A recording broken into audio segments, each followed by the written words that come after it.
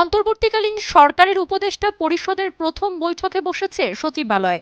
এতে সভাপতিত্ব করছেন প্রধান উপদেষ্টা ডক্টর মোহাম্মদ ইউনূস। দায়িত্ব নেওয়ার পর এটি প্রধান উপদেষ্টার প্রথম সচিবালয় অফিস। বুধবার বেলা 11টার দিকে সচিবালয়ে প্রবেশ করেন প্রধান উপদেষ্টা। এসেই তিনি সচিবালয়ের 6 নম্বর ভবনের 20 তলা ভবন 13 তলায় তার কার্যালয়ে যান। সেখানেই মন্ত্রিপরিষদ কক্ষে উপদেষ্টা পরিষদের বৈঠক হচ্ছে।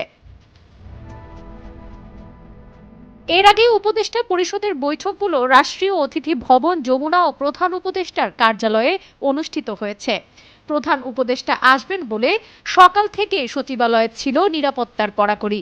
সচিবালয়ের প্রবেশ ও বের হওয়ার গেট এবং সচিবালয়ের ভেতরে আইন শৃঙ্খলা রক্ষাকারী বাহিনীর সদস্যরা তৎপর রয়েছেন। 6 নম্বর ভবনের চারপাশ ঘিরে রেখেছেন আইন শৃঙ্খলা রক্ষাকারী বাহিনীর সদস্যরা। এ ভবনের চারপাশে কোনো গাড়ি পার্কিং করতে দেয়া হচ্ছে না।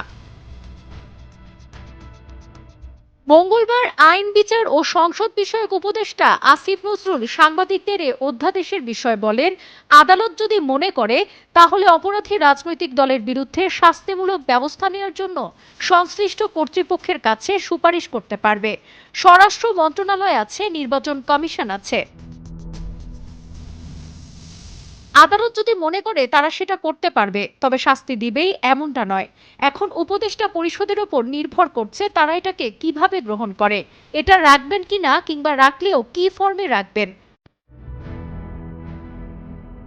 গত 5 আগস্ট ছাত্র জনতার গণ অভ্যুত্থানে প্রধানমন্ত্রীর পদ থেকে পদত্যাগ করে ভারতে পালিয়ে যান শেখ হাসিনা। ওই দিনই বিলুপ্ত হয় মন্ত্রিসভা। পরদিন 6 আগস্ট দ্বাদশ জাতীয় সংসদ ভেঙে দেন রাষ্ট্রপতি।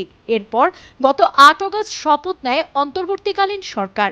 এই সরকারের প্রধান উপদেষ্টা হিসেবে দায়িত্ব নেন শান্তিতে নোবেলজয়ী অর্থনীতিবিদ ডক্টর মোহাম্মদ ইউনূস। অন্তর্বর্তী সরকারের প্রধান উপদেষ্টা সহ মোট উপদেষ্টা হলেন 24 জন। ডেস্ক রিপোর্ট, তরঙ্গ নিউজ।